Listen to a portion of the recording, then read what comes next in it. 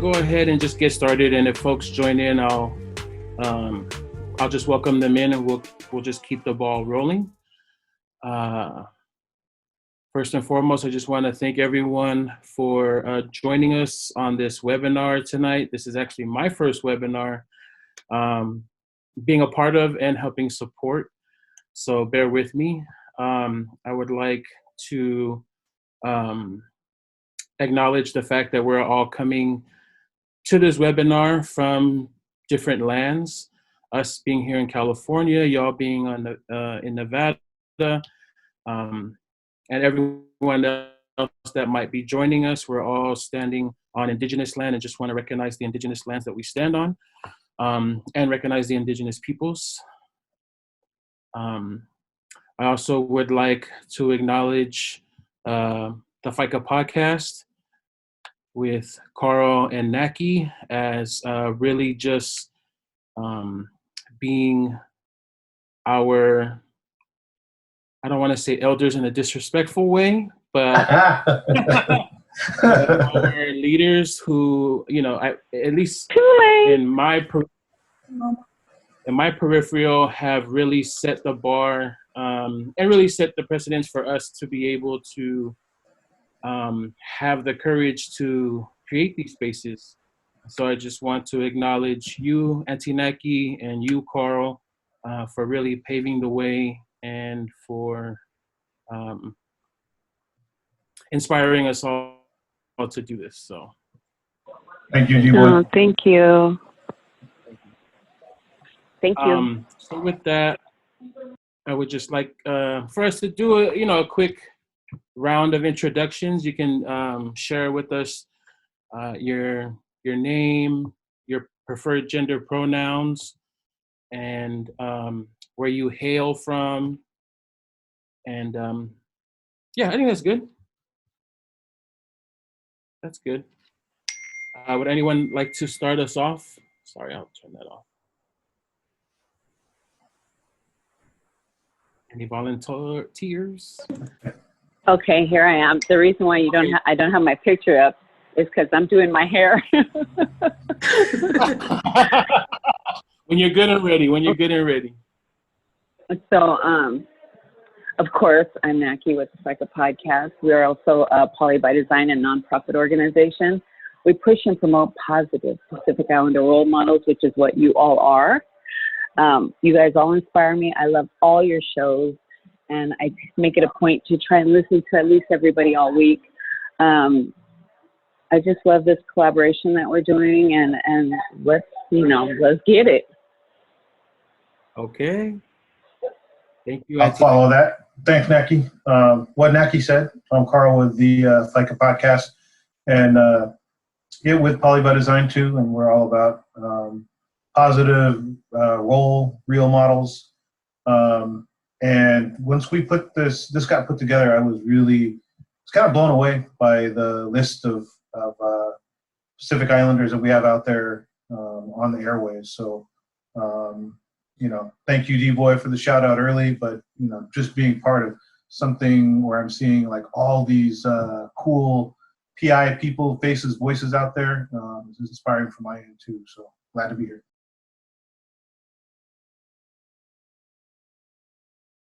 Thank you, Carl. Johnny, would you mind going next? Thank you. Yeah, I'll go. Hi, everyone. What's up, my phone? My name is Johnny. I'm from Las Vegas. My pronouns are he, him, her, they, whatever you want to call me. I respect it. I'm here to learn because I don't know nothing about the census besides from what For the Culture podcast, their episode on it. Sorry About It podcast, what they brought in about it. But other than that, I know nothing. So I was like, I just thought it was for white people. So that's real. Yeah, so I'm excited to get some more information on this so I can pass it on to our next generation and my family and friends and all that good stuff. So yeah. Thank you. Thank you, Johnny. Thank you. We'll just keep going to the mirage over there. Hello, everybody. My name is Henry Lealiki, aka Savage Island. I'm an aspiring motivational speaker. I guess in this day and age on social media, I'm trying to be an influencer. But more importantly, this census here is something that I failed to jump into years ago when we definitely needed a push in our people. And I'm here to correct that wrong. So hopefully I learn a lot more today or tonight and just push the information out there. We really do need it. Thank you, Savage. Appreciate you. Is it okay if I go and then I'll pass it on to you, Alisi? Okay. Thank you, everyone. So again, my name is Danny Boy. I am with the For the Qultures podcast. I also work for the County of San Mateo as a community outreach worker around behavioral health and recovery services. My pronouns are bruh, homie, he, him, and his. I've learned to accept that, sometimes I'm mistaken and can be called a she or whatever. I'm not tripping. It's whatever. I'm okay. I'm secure with myself. But like everyone else, I'm really excited to be a part of this. Back in 2010, when, there was a lot of great work being done by community leaders, also, which happens to be Alisi. I was just barely learning about the census and I'm still learning. So I'm just appreciative to be a part of all of this collaboration. So yes, thank you. And then last but not least, I'll just pass the baton over to you, Alisi. Yay. Hi, everybody. I'm so grateful to be part of this conversation, and I thank you all for your time given to this issue, this work. My name is Alisi Tulua, and I am from many places, I guess. I'm from many places. I'll give a little bit of background of the work that I'm currently doing when we start the presentation. I actually have been doing community work for the past more than a decade. This was not my planned journey, but I've been doing community work for the past 12, 13 years. And part of that was helping with the census last round, still with community organizations. I currently am part-time staff with the Orange County Asian and Pacific Islander Community Alliance, which is in Southern California in Orange County. But at the same time, I'm also a consultant with One East Palo Alto up here in Northern California. I just recently moved back to Northern California this year, and I had been doing work in Southern California for the last decade or so. So I'm really excited to be doing this work. It's a role that I serve at OCAPICA. I'm program manager for policy, youth education and health programs there. And then I carry some of the civic engagement work here at One East Palo Alto. So I'm a little bit all over the place, but I'm grateful because then my network is growing. I get to talk to so many amazing people. Many of you I'm big fans of because I'm a huge podcast fan, podhead. So I'm really so grateful that there are so many of our voices that are on that platform that I get to listen to all the time. So I'm grateful for this opportunity. Thanks, Danny Boy, for helping to set everything up.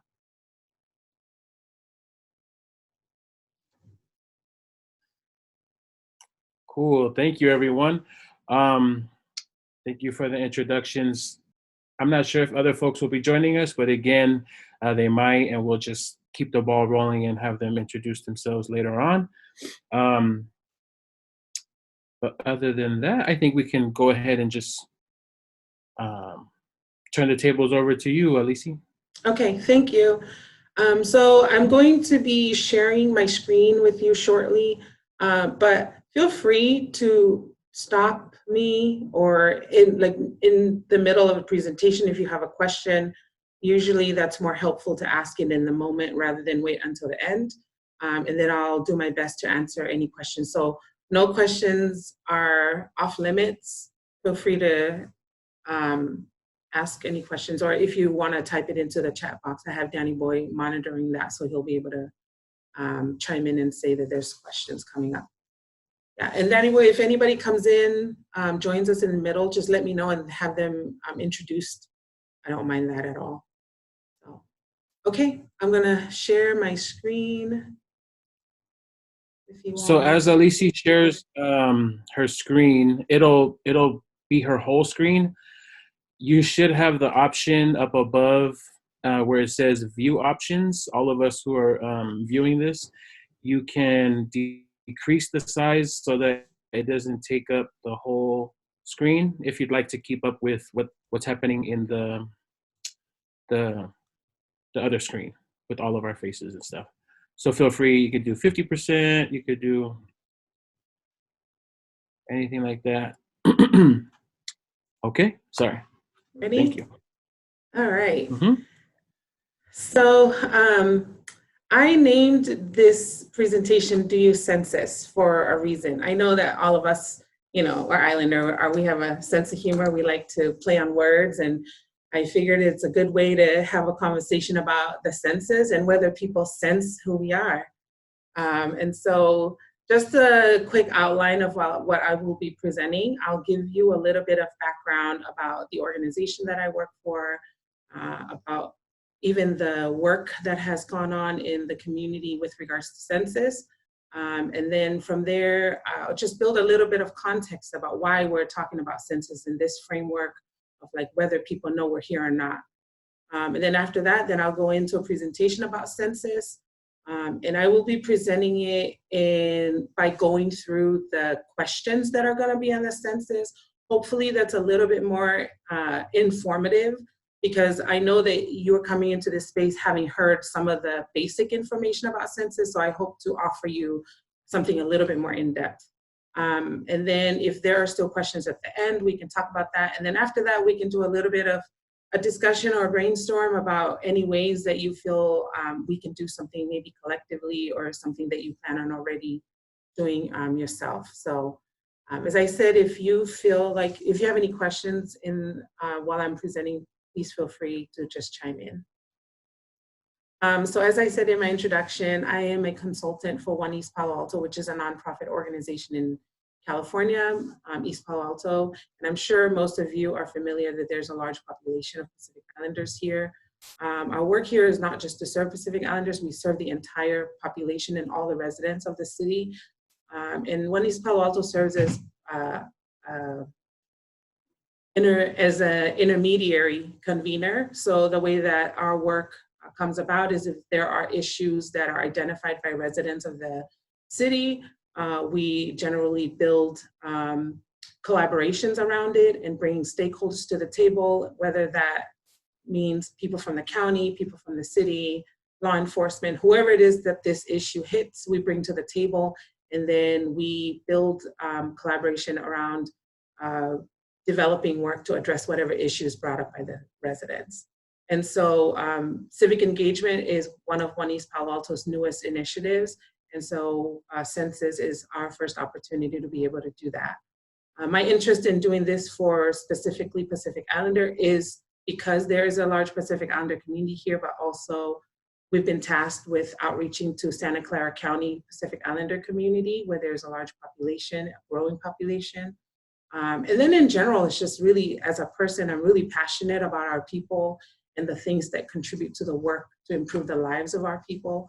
And so Census is one of those things that I feel is fundamental to developing effective and meaningful work to change and impact lives of our communities, no matter where you're from. So we can't go on and talk about our communities without looking at some of the ways that we are defined, especially with regards to this country. Our official designation on the census form is Native Hawaiians and other Pacific Islanders. And that is defined as people having origins in Hawaii, Guam, Samoa, or any of the Pacific Islands. And Pacific Islanders include populations that are from any of the Polynesian, Micronesian, and Melanesian cultural backgrounds.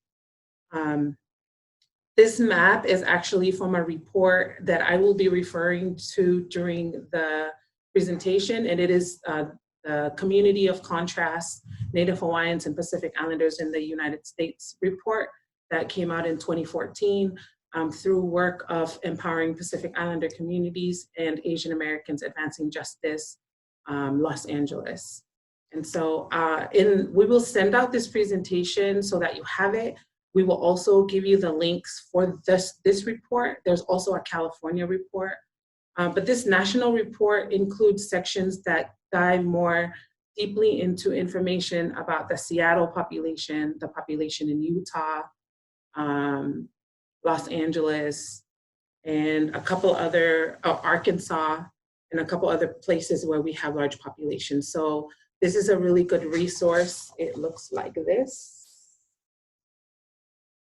And so it's a really good resource. And this report was generated from census data in 2010. And so this is one of the ways that census is really useful to our community, is that some good people put this report together, and it has been used for advocacy work at the national level, at the different state levels. It's been used to write grants. It's been used in classrooms because it's really hard to pull this information together. And so the work to put this report together was really tremendous. And we hope to be able to support putting something similar after the 2020 census so that it can continue to serve our communities. But this map comes from that. And the reason why this map is really useful is because it actually spells out how different parts of our Pacific Islander communities have relationships with the US that ends up determining the different ways that we have access to benefits, the different ways that we can vote or not vote. And so this is a really informative graphic. And as you can see here, I think we all know, as if you are from Hawaii as a state, you are a citizen.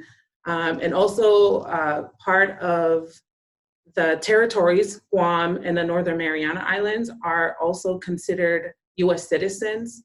And so they have what they call birthright citizenship. So if you're born on Guam or the Northern Mariana Islands, you have US citizenship. So you can live and work in the US legally, you can travel back and forth, you can vote in elections, but if you're from Guam or Northern Mariana Islands, you can only vote for president if you are here on the continent. But if you are on Guam, you do not vote for president. You have they have congressional representatives, but they don't have votes in Congress. So that's really interesting. Even though they are a large part of their lands is used by the military, and a large portion of their population serve in the military. So these are really interesting things to know. The second group here is called the countries that have the Compact of Free Association with the US. This is a totally different relationship. And there's a lot of history behind it that I will not go into because I don't know it well enough. But the Compact of Free Association countries include Palau, the Federated States of Micronesia, and Marshall Islands. And then you have our US nationals, which are those from American Samoa. And then the rest of us that don't come from any of these places come here as immigrants. And so one of the implications of that is that many of the countries that come from that group tend to have large undocumented population in the US that oftentimes we do not talk about, because when people talk about undocumented immigrants, they're usually thinking about Mexicans or Latinos. But the truth of the matter is there are a large part of our Pacific Islander population that are undocumented and are impacted by a lot of the policies that have to do with undocumented population. So with that, some of the really interesting things that came out of 2010 census is that there are 1.2 million Native Hawaiians and Pacific Islanders in the United States, according to the 2010 census. We feel like this is a huge undercount. It's probably larger than that. We just had a really big undercount in 2010. It will be really interesting to see what the numbers will look like this year with this census. So I'm excited to see that data. Another piece of information is that, did you know that Arkansas had the largest rate of growth in any NHPI population than any other state? Part of that is that we have a large Marshallese community in Arkansas. Way back in the 80s, a Marshallese man moved to Arkansas and ended up getting a job at the Tyson chicken farms. And so then, like many of our other populations, when there's one person, they get a job, many of us move to the same place and build communities there. So that's why there was a large growth between 2000 and 2010 in Arkansas. It's because the largest Marshallese community outside of the Marshall Islands is in Arkansas. And then the other really interesting piece of information is that our Chuukese population grew faster than any other Pacific Islander group between 2000 and 2010. And so many times when we talk about Pacific Islanders, many of us are used to talking about Polynesians and the Polynesian population. As you can see, a lot of the data shows that there is growth in our Micronesian community. And this is definitely a community that we don't talk about a lot when we talk about our issues.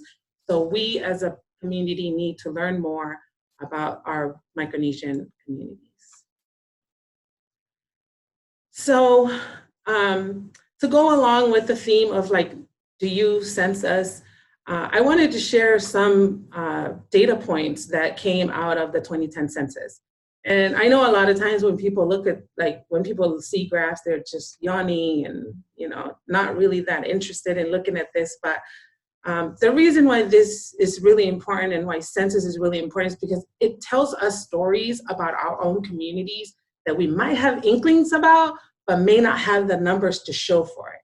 And so what we have on the screen here are two really interesting pieces of information. And some of the data that I am looking at that I pulled for us to talk about are what I consider indicators of whether our community is thriving or not.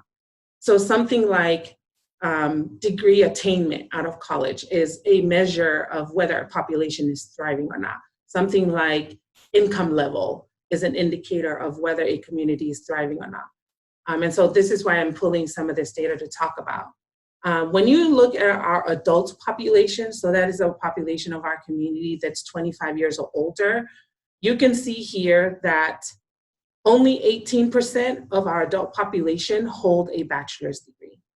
And that's all, that's cool if it's standing on its own. We're like, well, I guess that makes sense. But when you compare it to the average of the total population who have a degree, a bachelor's degree at least, it is 10 points higher than our population. And if you look at really specific Pacific Islander communities and you look at our Marshallese population, only 3% of our Marshallese population, adult population, have a bachelor's degree. And so what this helps us think about is, what does that say about the kinds of jobs that they are able to attain, the different ways that they're trying to raise their families?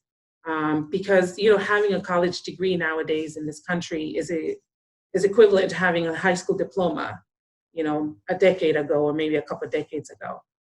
So having a college degree for an adult person is an indicator of whether or not a family is going to be thriving or not. The other point of another data point that I find really interesting is looking at poverty and low income data. So if you're looking at this graph on the right, the top bar is showing low income parts of the population, and the bottom bar is those that are considered living in poverty. And the reason why those are different is because there are different thresholds of income levels that is considered low income versus poverty. And so as you can see here, if we're looking at the total population, 32% of the total population are considered low income versus 14% that are considered living in poverty. If you look at those that are most impacted in our community, again, it's our Marshallese community. You can see here, nearly 3/4 of Marshallese are low income, and 50% of the population are considered living in poverty. And so if you're looking at these two data points side by side, If you have a population, an adult population that has really low degree attainment rate, they don't have a college degree, and also high poverty rates, what does that tell you about the way or what they have to do in order for them to make a living wage or provide for their families? So it's always really interesting to look at this data because it tells us a lot about what's going on in our different communities. One piece of information based on our work in LA, I don't have the graphic here, but one thing that really struck me as a Tongan person myself is that the 2010 census showed that in LA County, where we have a really large Tongan population, 90% of the Tongan population in LA County was either low income or living in poverty, which was a really interesting data point because it makes you think about how are people able to live, in these times in this kind of economic situation. So what was really interesting for us is that, there's a large population of Tongan community that live in Inglewood and the Hawthorne area. And so when based on the data that we know, nearly 50% of Pacific Islanders that are in college go to community colleges. And so we were seeing that there was really low rate of Tongan students that were going to college in that area, even though they were graduating from high school at the same rate as everybody else. And so what we ended up doing was we worked really closely, Danny Boy was part of this work, we were working really closely with the community colleges that was in that area because they were showing really low enrollment rates of Tongan students from the high schools that are in that neighborhood. We worked really closely with the college to advocate for them to hire Pacific Islander staff who can help to recruit students once they graduate from high school. They can help to provide supportive services for students so that they can be successful in college while they are there, because they were really struggling to enroll our students in the local colleges once they came out of high school. And we were using the data, the data about degree attainment and the data about poverty to advocate for the college to be able to allocate money for staff that will help not just the Tongan community in that area, but our Pacific Islander students in that area. So now they have a MANA program at one of the community colleges that is in that area. They have 3 Pacific Islander staff that are running that program and really starting to build up work there. So, these graphs may be aggravating sometimes when people are not that interested in looking at data, but when you are able to tell the stories of our community with these numbers, then we're able to advocate for resources. We're able to tell better stories about what is going on in our communities and help to change things for our communities. I'm not going to go into this in more depth, but I just wanted to show just a little bit more because we talk a lot about education and we talk a lot about income level and whether our community is making money or not. But some of the other indicators also really impact our community. We know that we have really poor health outcomes in our community. I think we all know that from our own families. And looking at whether people are insured or not can tell us a story about whether people have the ability to pay for healthcare costs if they don't have insurance. So when you're looking at this, the Tongan community, 26% of Tongan community don't have insurance. And so how are they able to see the doctor if they need to go see the doctor? Or do they even go seek care, right? But also what's really interesting when you're looking at this is that the Samoan community actually show about, average rates of having insurance with the total population. So they have 15% that are uninsured. So, those are better odds than the Tongan community. But if you look at the Samoan community, the Tongan community, and compare health outcomes, if the Samoan community isn't doing much better in terms of health than the Tongan community, then you would have to wonder whether insurance is the issue, right? If they have insurance, are there other barriers that are keeping the Samoan community from accessing care, right? So these are the kinds of things that help us to think through. I mean, these are the kinds of things that data helps us think through, right? Is something like this in this example, we have, if the Tongan, if the Samoan community have better coverage for, them accessing care, but their health outcomes are still the same as the Tongan community, then we need to be asking different questions about whether, why people are still having poor health outcomes when they have health insurance. Another data point here is looking at incarceration rates in our community.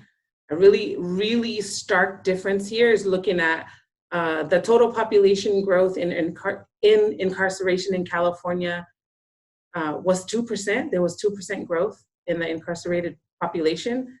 When it comes to looking at Native Hawaiian and Pacific Islanders, the incarceration rate for our community grew by 144%. That's compared to 2% in the total population. So seeing this data, I mean, even when you're looking at Utah, right? So this is still a huge growth in our incarceration. Seeing this data makes us think about like, what's going on? Is there more policing in our community? What's going on in our communities that is, are we doing something wrong, right? So being able to see data helps us think more deeply about what's going on in our communities. And then I just threw in this information here about registered voters, because historically we just have really low, number one, voter registration, and even people that are registered to vote, we have really low voter turnout. People might register to vote, but they don't get out to vote. And voter turnout rate also sometimes tell us about whether people are going to fill out their census or not. So if we're looking at this low participation, it is the reason why we're doing this kind of outreach to our communities, because we want to be able to engage our community so that a higher rate of us is filling out our census. I want to pause here because I think we might have more people that joined us. Danny Boy? No? No, I think, let's see. We lost. Oh, we lost one. Mackie. Mm-hmm. Okay. He might be back. I'm going to pause if there are any questions. Yes, feel free to join in, y'all, but just some folks have been making some distinctions based on the information. Carl, would you like to share or Savage? I was just, I was thinking that because the rate of enlistment from American Samoa is so high, I was wondering if that's the correlation of having a higher rate of insurance and access to care. Possibly. Yeah, that makes sense. Yeah, I might have misheard you, but did you say that as far as college goers in, was it Los Angeles County and Hawthorne and Inglewood area, did you say that they had went to college and then ended up going back to community college? Oh, no, I was saying that we were graduating from high school at the same rate as everybody else, but our college going rate was really low compared to everybody else. Okay, thank you. Yeah. We good? Going to the next part? Yeah, we're good. Right.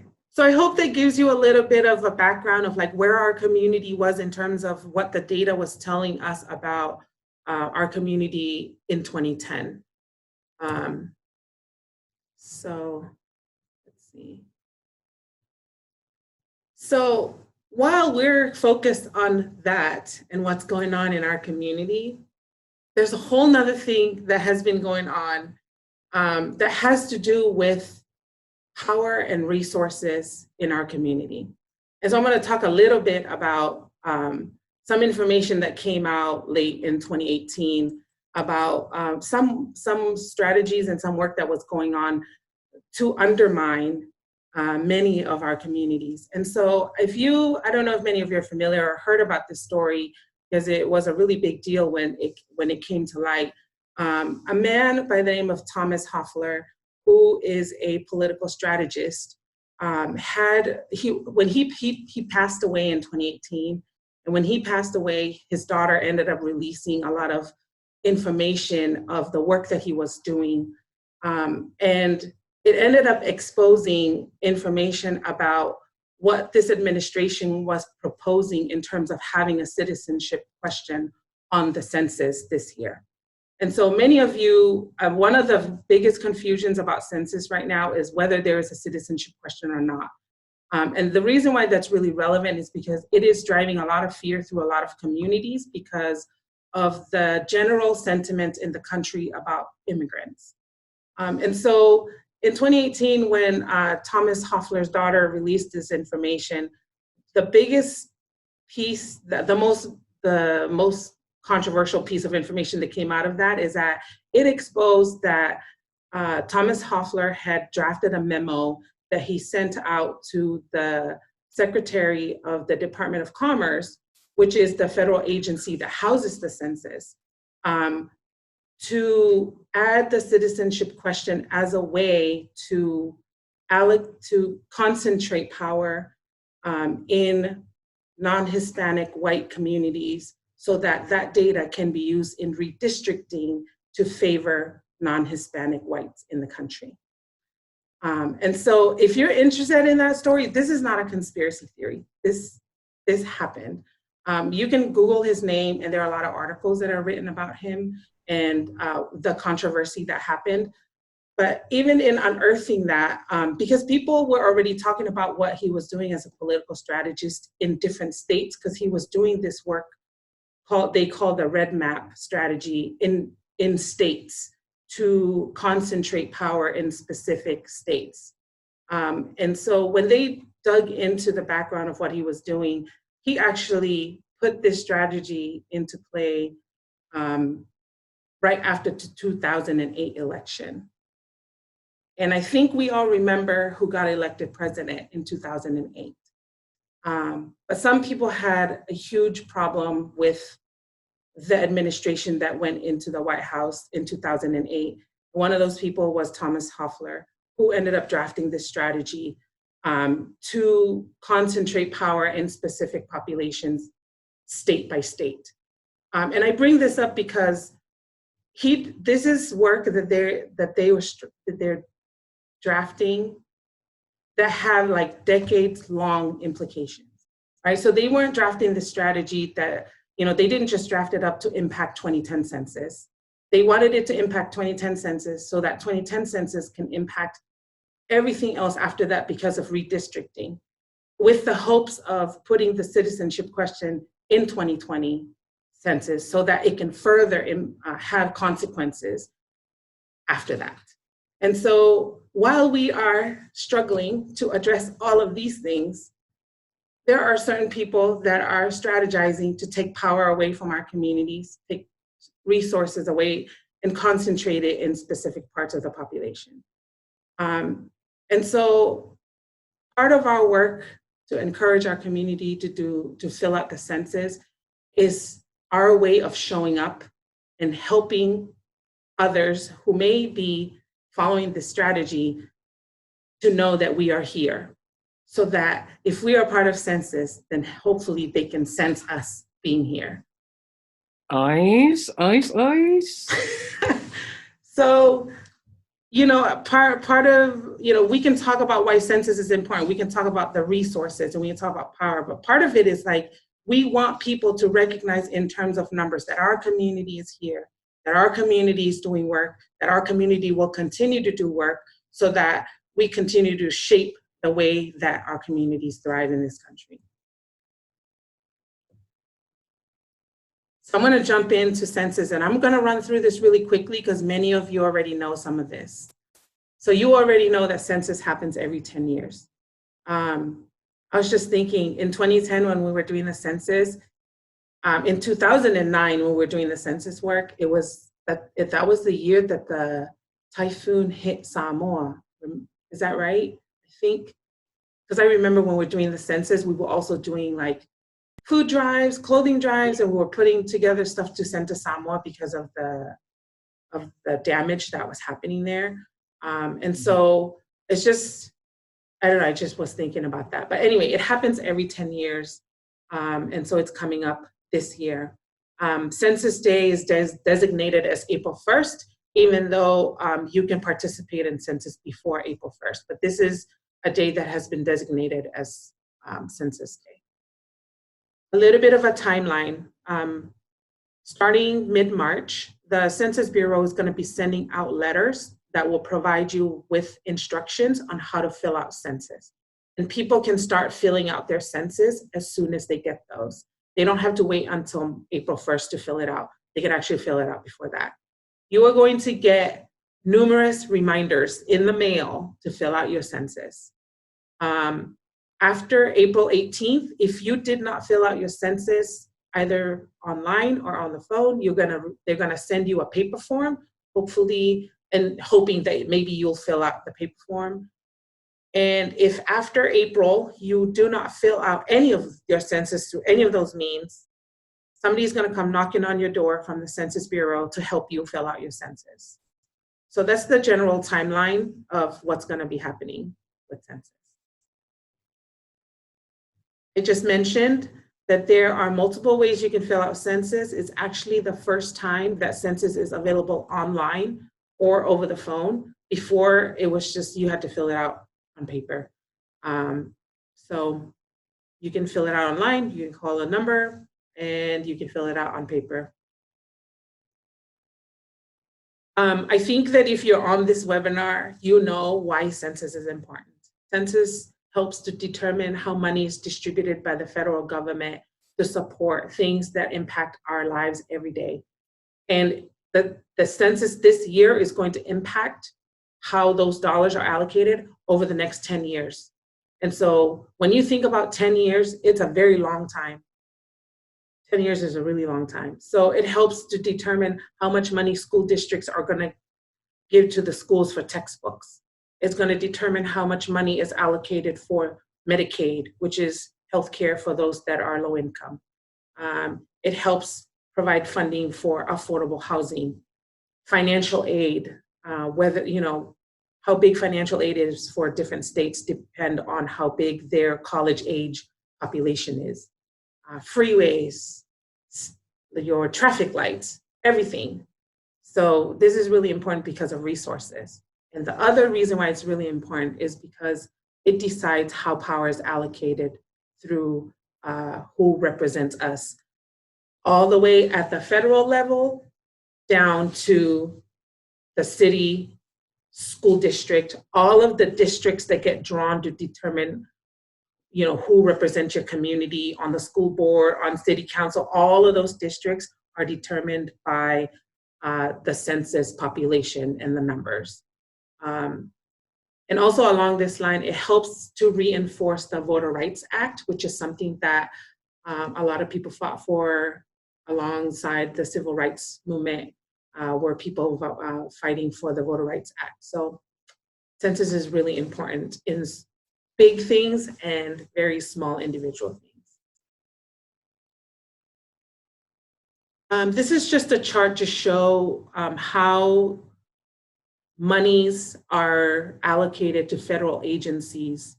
And so these are all the federal agencies. As you can see, Health and Human Services is the agency that gets the most money. And this is not just the money that goes to Medicaid and Medicare for the elderly. This is also, I don't know if you remember the controversy around locking people up in cages. The care of the kids that were locked up in those cages fell under Health and Human Services. And so it's not just thinking about hospitals and things like that, but also thinking about the livelihood of people. And so as you can see, Health and Human Services, the education, transportation, so all of these different federal agencies that impact our lives, their funding is determined by census data. I'm going to go through what the census questionnaire actually looks like. But before I jump into that, does anybody have any questions?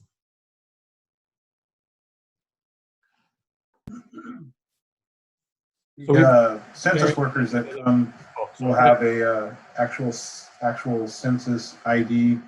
We're trying to get a hold of a copy of that from some of the census efforts in San Mateo County, so that we can post what the what the census workers ID looks like.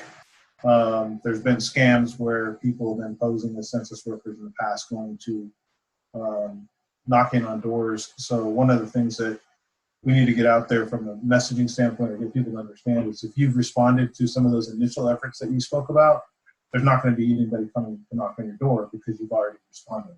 So Right. Anybody that poses as a census worker, if you've already responded, you know that that's not a legit visit. Right.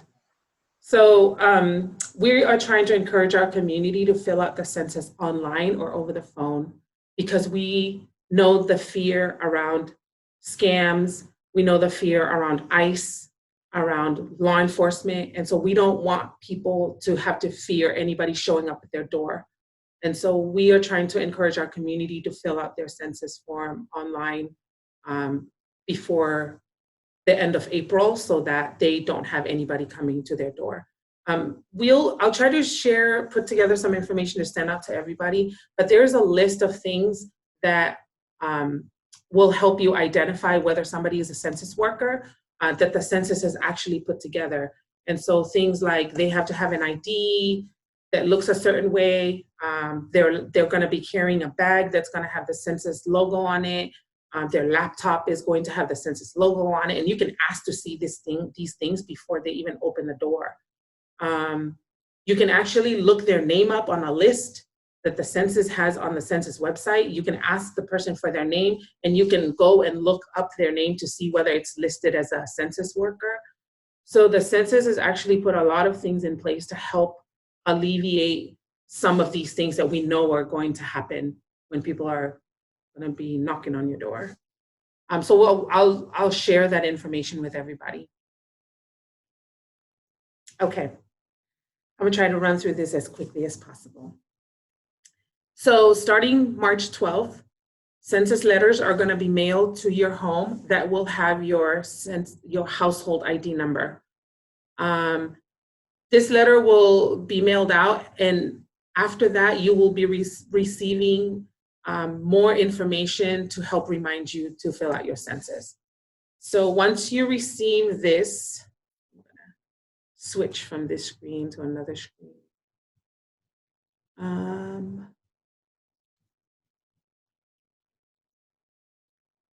Can you see it anywhere? Yes, okay. When you receive this letter, it's going to tell you it's going to tell you about if you don't fill out your census form online, a paper one will be mailed to you. And also it will give you the phone number that you can call to fill out your census. It will all be on that letter. So because we're encouraging people to fill out their census online, I'm going to go through what the online form looks like. This is the landing page of the census form. And as you can see here, these are the different languages that the census form is available in. Unfortunately, none of our languages make the cut. But we have census guides and census info sheets that are translated to 8 Pacific Islander languages. And that was the great work of EPIC and Advancing Justice AAJC in DC to put that together. And we'll share that link where you can access that information. So once you come to this landing page, you can click on this start questionnaire and it will take you to the census form. The first page you're going to see is where you need to enter your household ID number. Your household ID number is associated specifically with the address. It is not by last name or by family. It is a number that is associated with the address that is being sent to. And so that means that anybody that's living on that address needs to be included in this census form with this census ID number. So once you log in, it's going to ask you to verify your address and it will pre-list it for you. And then it's going to make sure that you are at the right address by asking you whether by April 1st, you are going to be at this same address. So it is going to a couple of to some length to ensure that this is the right address associated with that form. Once you confirm that, you're going to fill out the first name that you're going to put on here. So my advice is that you put the name that you put here is going to be the name of the person that is kind of the head of household, wherever that household is. And so for somebody like me, I'm probably going to fill out the census form for my parents. I will not put my name here. I will probably put my dad's name here. So you want to put the name of the person that is kind of the head of household in that location, in that address. The phone number is optional. Phone number is optional. So you don't have to put your phone number here. They ask for phone number because in the case that you didn't fill out like 3 questions or something, that they can contact you about it. So once you fill out, the other thing here that's helpful is there will always be this help button on the right corner for you to answer any questions that you might have. So once you fill out the name, it's going to ask you some questions about that specific household. The first question is going to ask you to list every single person that lives on that address. And so since I already put down my dad's name, I'll add my mom's name, I'll add my name, I'll add my brother's name, et cetera, et cetera. So I'll add every single person that is on that address. If you have somebody that's renting a room, if you have an uncle that is living in the garage with his wife and 3 kids, you include everybody that's living on that address. So once you add everybody, it is going to also remind you that you need to include everybody that is on that address. And then it's going to ask you whether, about the ownership of the home that you're living at. So the questions are going to be, is this house or place owned by you or someone in the household with a mortgage or a loan? Or is it owned by someone in the household and it's free and clear? Is it rented, or are you living there without paying rent? So pick whichever one applies to you the closest. And then it's going to ask you, if you selected that that you own the home, it's going to ask you for the homeowner. So you'll pick the homeowner out of that list that you created. After that question, they are going to start answering information about each individual person that's in that household. So it's going to start with the person that is your primary person. So in my case, I'm going to answer the questions about my dad in this first part. So the first question is going to ask about my dad's gender. As you can see here, there's only male and female available. This is the same as 2010 census. It was just the binary. There was a lot of advocacy work that went into adding another category, but unfortunately, when the new administration came in 2016, they rolled all of that effort back. So we have some work to do moving forward. So it's going to ask about gender. Also, another piece of information, if you are somebody that do not identify male or female or do not want to indicate that on the census form, people in the past have just left this blank and it's been okay. Their census form still counts. As long as this is one of the only questions you don't answer. So it hasn't been a problem. And then I would go on to enter my dad's date of birth. So I'll put in his date of birth and the age actually pre-populates for you, so you don't have to do any additional math. And then it's going to go into the race questions. And the first of the race questions is asking whether you are of Hispanic, Latino, or Spanish origin. And so for our Latinx community, this is the category where they get to identify their specific origin. So they can put, yes, I'm Mexican or Mexican American. We know that we have a large mixed population. And so for some of our Pacific Islander Latinx community, they would get to check one of these boxes.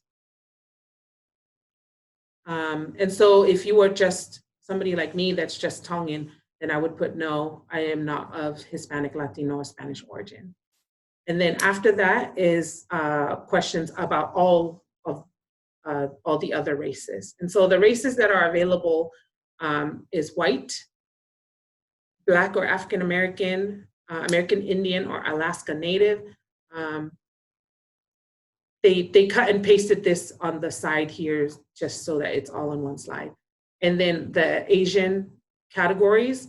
And as you can see, our category is under that, but it got cut off here. So it actually says, Danny Boy showing us.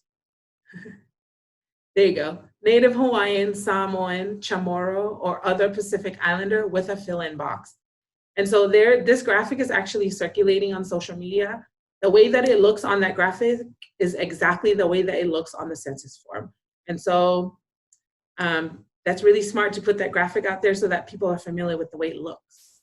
So if you haven't, go ahead and share that so that people know that that's the way it looks on the census form. We have a large multiracial population, a Pacific Islander community. And so you are able to fill out multiple boxes depending on whatever it is that you need to fill out. And so you could check, yes, I'm Puerto Rican, and check, yes, I'm white, and write in Lebanese. And yes, I'm African American, and then I have American Indian background, and then I may be also Filipino and Samoan. So you can check as many boxes as you feel needs to identify your racial background. So this is, you don't get boxed into just one thing. Let's see, what is it? So what it's saying here is that you can check the box and you don't necessarily need to write anything into the box unless you want to. So one of the populations that had worked really hard to have their own category was our Middle Eastern and North African community. Because they are actually grouped under white, they had advocated to have their own category. And again, in 2016, it got rolled back to what it was before. And so if, our Middle Eastern community would have to check white, and if they want to indicate here that they are Iraqi or Syrian or whatever, they can indicate their origin on the box. So all of that was for the one person, the one head of household person.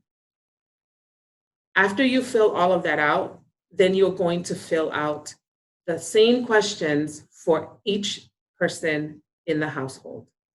So if you're the person that's filling this out for your household, I would advise you to get all the information like date of birth ahead of time, and maybe somebody identifies ethnically differently from the rest of y'all. Make sure you get that information also so that you can fill out their information accurately.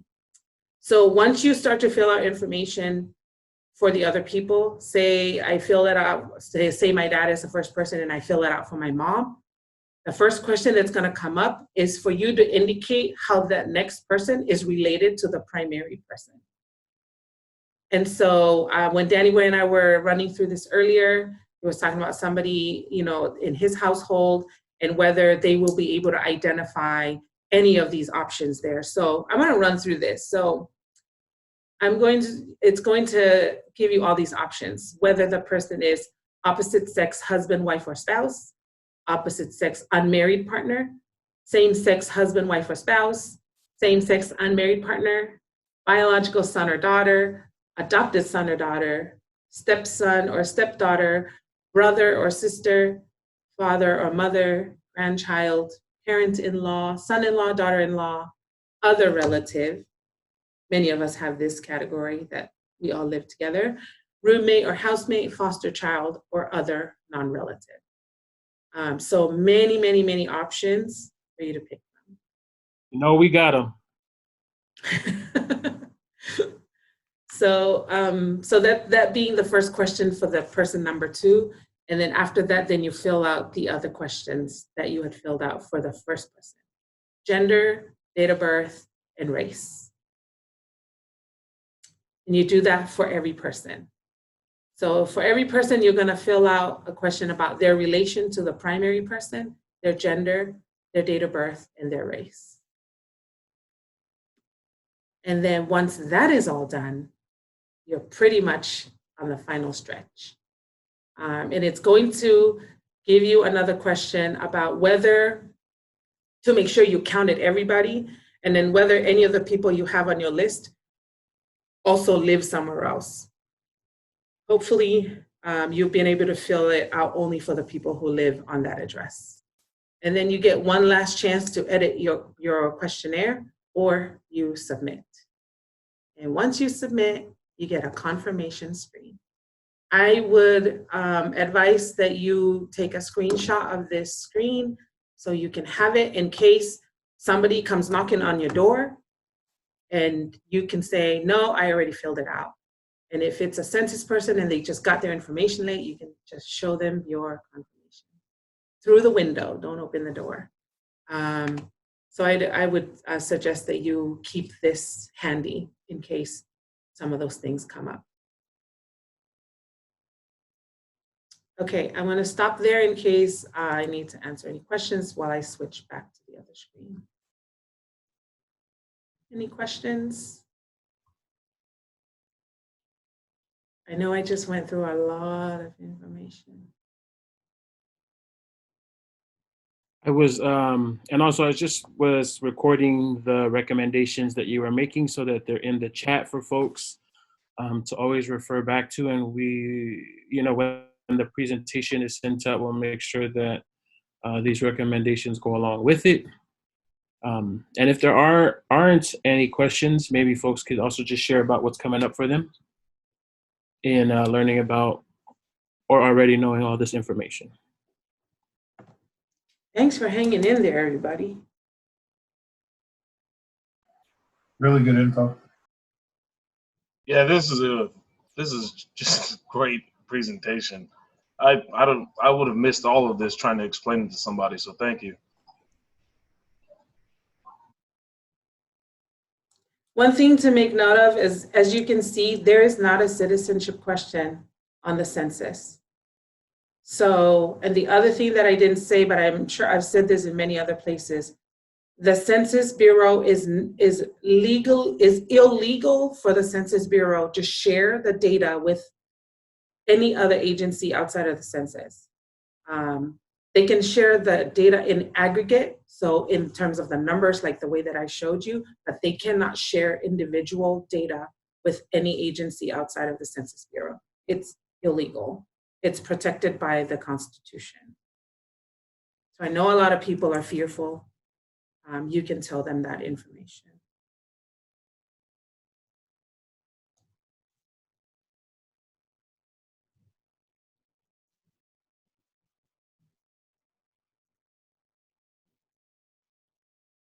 Anything else? No? Sorry, just one really quick. You were saying it's illegal for them to share with any federal agency, right? Mm-hmm. Right. So the data that the Census Bureau will release, which, what do you think? I think the information that I've seen, the Census Bureau should have this data ready for release to the community by March 2021. So we should be able to see a lot of this data.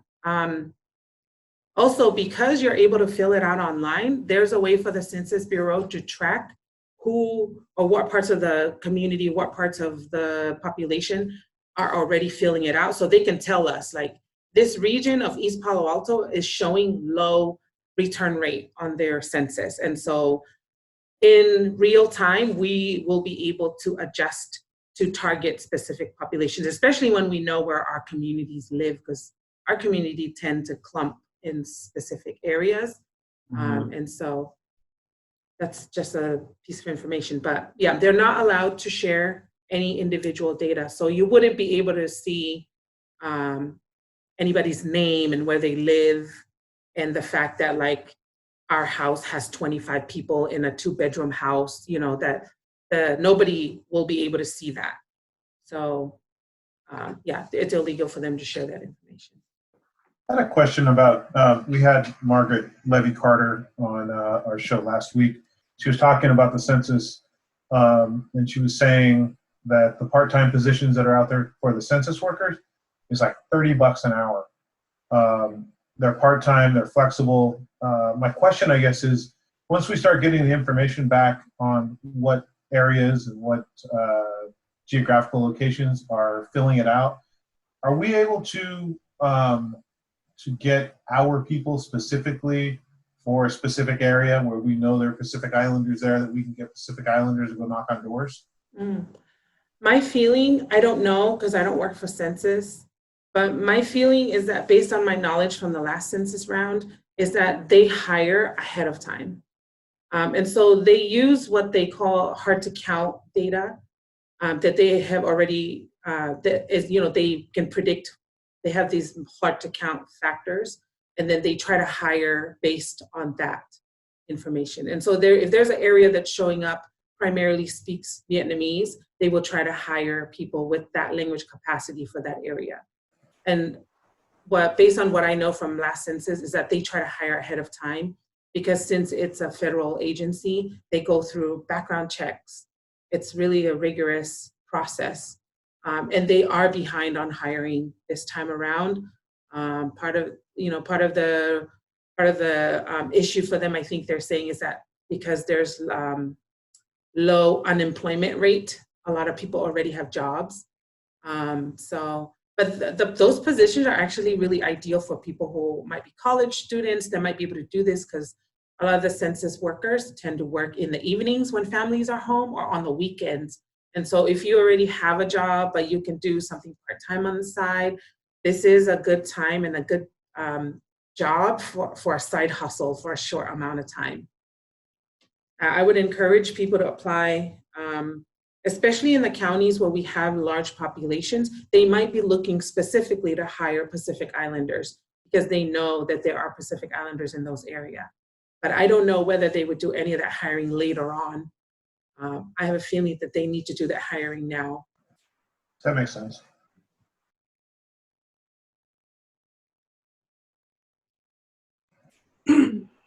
Yes. Savage. Yeah. So I guess it's a three-part question. The first part of the question is, so 10 years ago, the count was off, obviously, as far as turning in the information about how many people or how much of the population Pacific Islander was there 2010, right?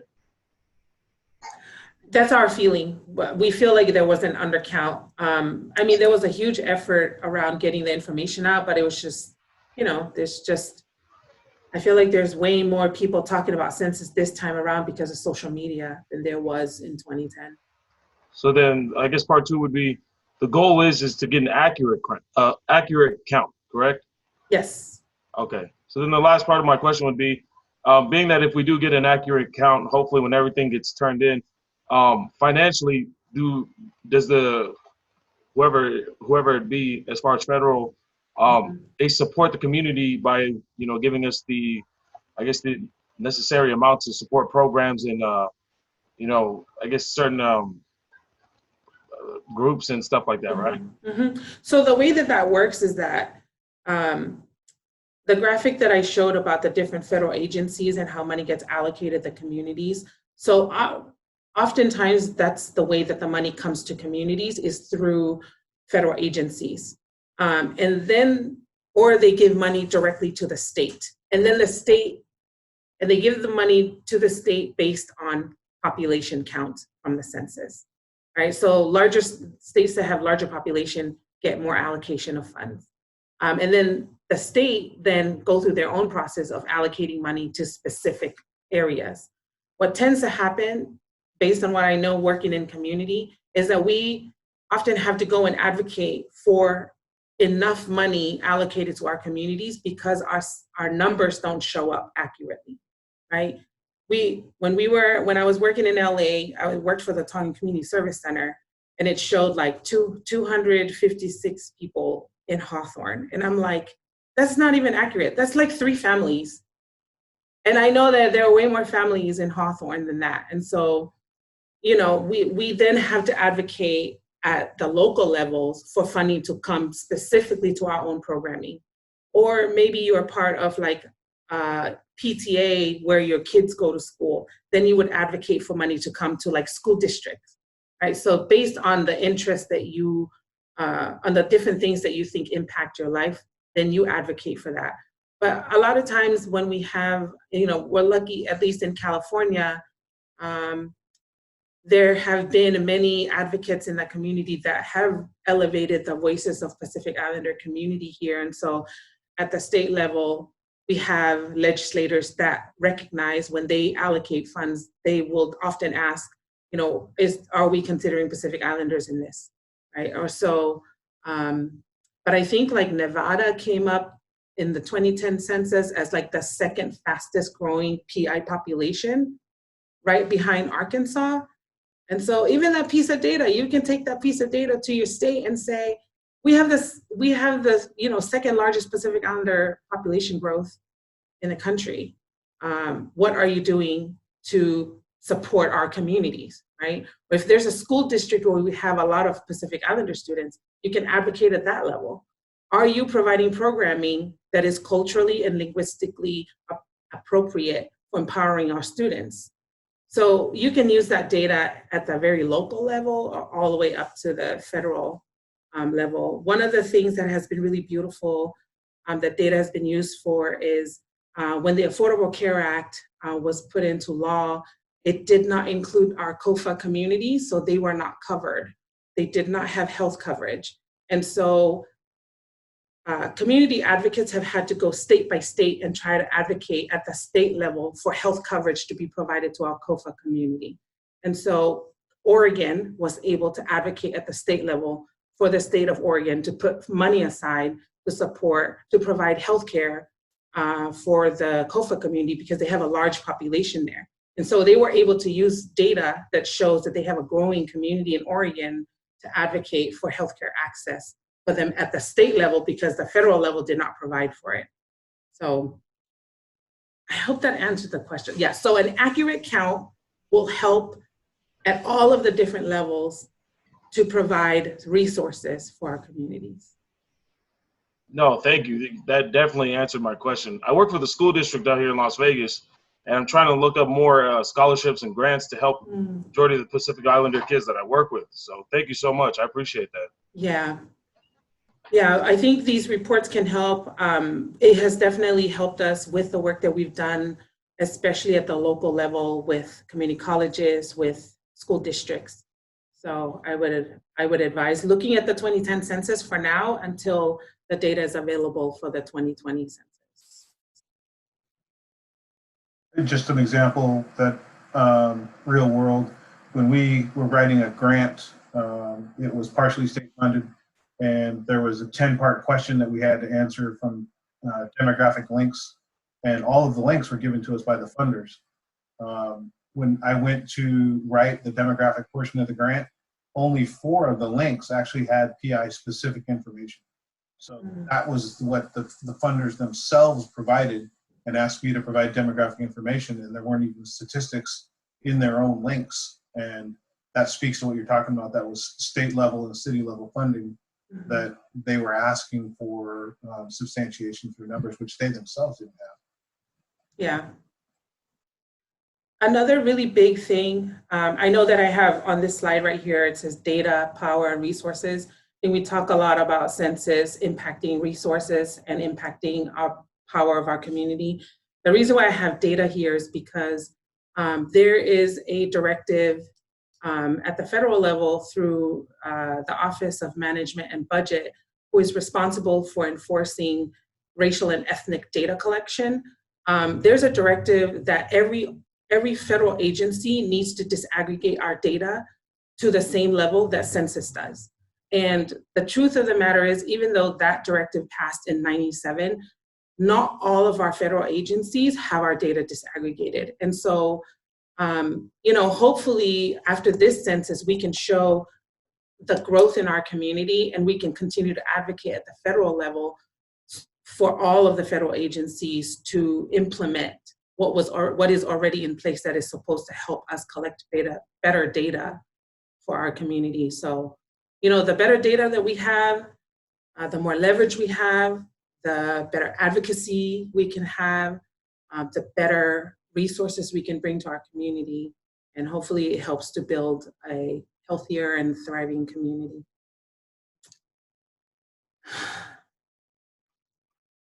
Word. And I just want to acknowledge Johnny had asked if there's any resources or any resource links, like how to fill out the forms and such, that we can share in our group chat and share around. And I just responded by sharing that, the form that you just took us through in this presentation is from the census that show the example, but also that will share, the link to this webinar, because you take us through step by step. And I'm not sure if there's any resources that actually do that as thoroughly like that. And, we'll share it with everyone who gave us their email address as well. Yes. Is that cool, Johnny? Cool. Okay, well, just want to be respectful of folks' time. I see it's about 7:50. Alisi put up the last slide there with her information, and of course the resource link there for us to tap in with. But just want to take this last 10 minutes to talk about if there's any interest in us doing something, for next steps collectively. And maybe we don't need to answer it right now. Maybe we can, but just wanted to pose that question for us because, just what we've been pushing with everybody on their various podcasts and having this thorough presentation about the census and the importance of it, and all of us with our platforms. Do you all want to attempt to do something collectively to have a really strong push? One, to participate in the census. Two, to ensure that we get our community to fill it out online. And third, do it by the 1st. So just want to kind of put it out there and get a feel. It's a real brainstorm for us, but first and foremost, do you all want to do that? I'm in full agreement. I think that's the most important thing we as a people can do right now, especially with election coming up soon. I mean, if we don't get these numbers in now, I don't think our voice is going to matter. So I'm definitely pushing for it on my platform, and I think we should try to influence others who have a platform to do it. I mean, whether it's Dinah Jane or somebody starting a new podcast now, we need to attack this head on. One of the things I think we could start by doing. I agree, and I think. Go ahead, Diego. Oh, I was just gonna say that I think, if we can think about it collectively together as our Pacifica podcast collective, stateside, maybe there's something that we could do as a collective push to really push this out. I don't know if we want to have like a concerted effort to do something 2 weeks out in March, or just start, as soon as possible, but really have that hard push come closer to April. But yeah, just was thinking about collectively doing a push. Well, I had an idea. I mean, it's not going to be like superb, but no, don't sell yourself short already. So, when the streaming app was released, Tidal, the music app, when all the artists who own it, when they pushed that out, all of them changed their profiles to that specific color. So maybe during a certain day or a certain week, everyone that has a platform, we can just all change it to the same thing for that whole week to push out. Brilliant. Yeah, that's a good idea. We all have the same profile picture, all of the same information in the bios to push everybody who views our content to get their families and their friends and our communities to get out there. I mean, it worked for Tidal, so. Okay. And Study that's shows. yeah, it's a easy enough thing for people to do. There's a really great artist from Long Beach, JP, had developed all of the materials for our Pacific Islander census content, and they actually, they're still about to push all of that out, but I think we can use one of his logos to, you know, as maybe we can use it as that. Yeah, That'd be because the really, strongest yeah, thing we have right now is our word of mouth and the platforms we do have, and Yeah. everyone has such a big a base. So, and I Yeah. think I don't know, when people start seeing the different changes in all of the platforms they're listening to, it'll it'll catch get the word wave. out. Yeah. It'll catch wave. And thinking about the graphic that JP created, imagine if that's the one that we use. It's the one that Epic has on their page right now. I'm not sure if everyone is following him. It's Empowered PI. But just imagine if we all change it to that, and all of our, you know, all of our vacas are all gonna be. It's smart. That's it right there. That's it. We do it. Yeah, Alisi, I'm so sorry. Do you mind if I reference you? I serve in the ministry here in Vegas, and I just wanted to know, is it okay if I reference you for more information to my ministry? Sure. Yeah, that's totally fine. Thank you so much. No problem. Yeah, they actually have like 3 different ones that JP created. There's a one with Polynesian motifs, a Melanesian one, and a Micronesian one, but they're all canoes. So it still looks really uniform, but they are just like different color, and then you can see the motifs are different. I think even if we use one of each, it will still be really beautiful. Absolutely. That's a great idea. Thanks for sharing that. Yeah, and it's real easy for us. I think Carl was going to say something. If there was any way to share drops with each other, just quick hits, I can put those together as like an ad on the podcast. So something from each of us to send it out to everybody, so everybody has everybody's, and then we can run those, you know, whatever we want to do. But if I get something from, you know, hey, it's D-Boy from For the Qultures, make sure you get counted, or however you want to create the drop, we can start putting that in a rotation right now. Wow. That we can circulate, right? Right. And that can be pretty quick, because it's just send each of us an MP3, and it's easy enough to just put in the mix during our shows. Oh man, we're smart. Yes, we are. Yes, we are. Oh my God, I love the synergy right now. Like, do you Census? Yes.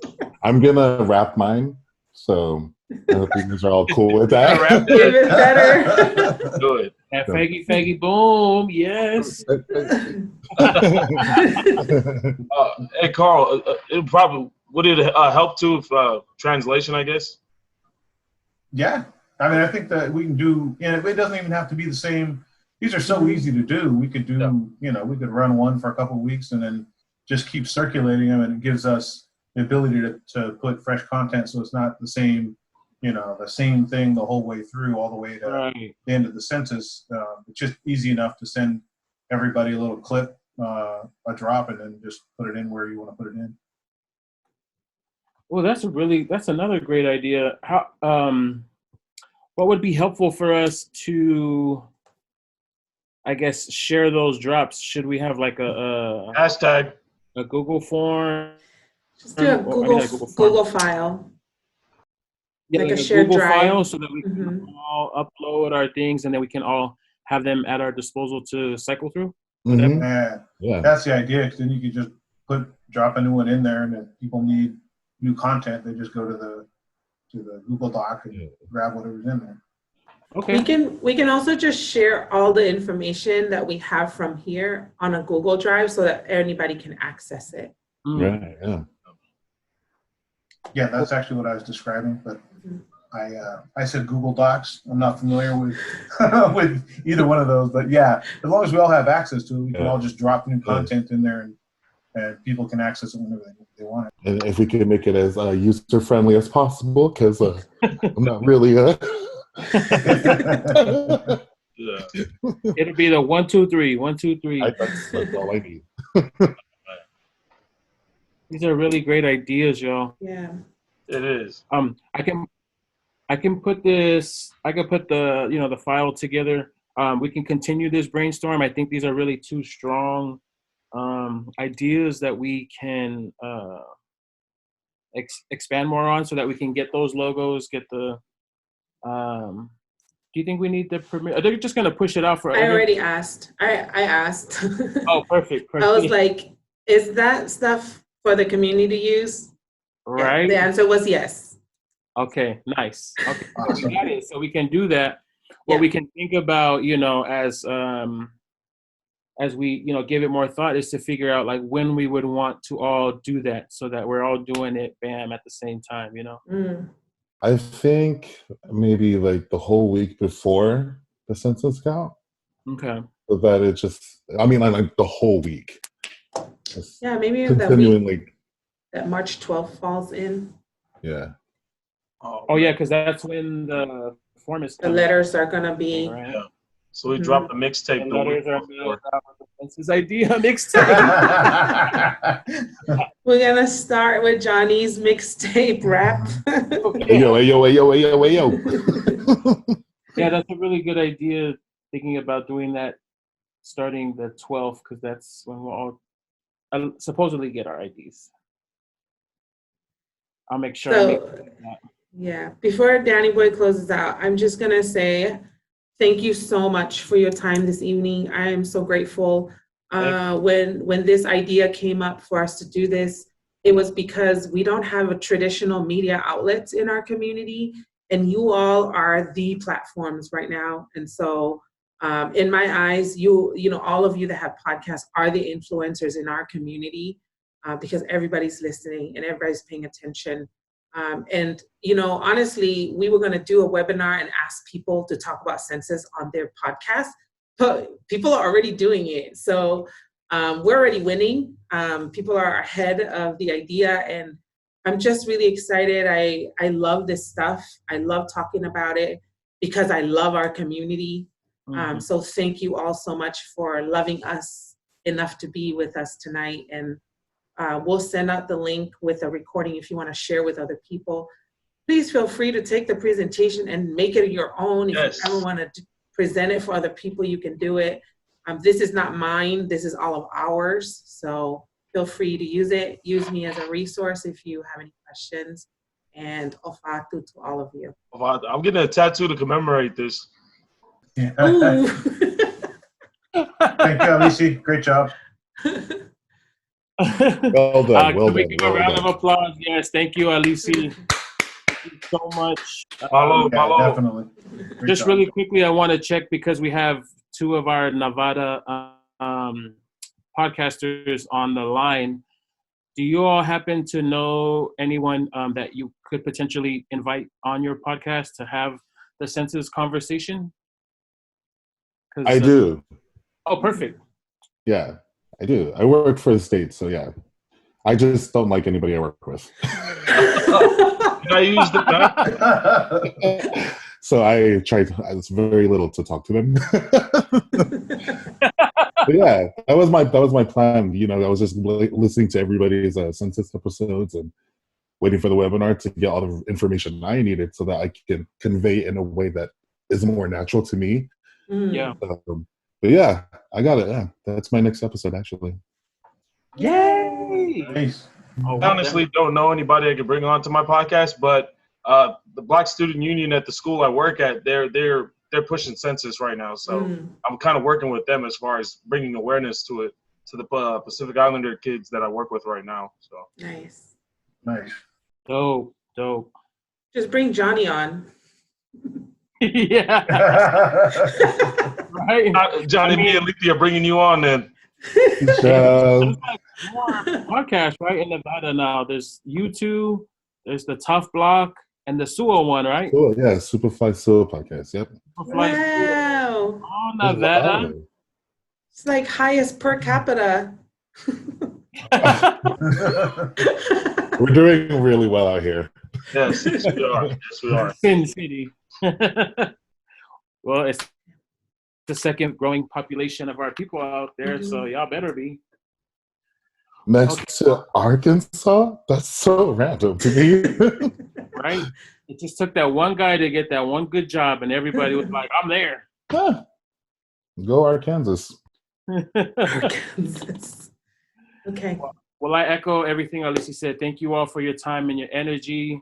Appreciate this. We'll put everything out, share everything, and we'll tap in with y'all soon.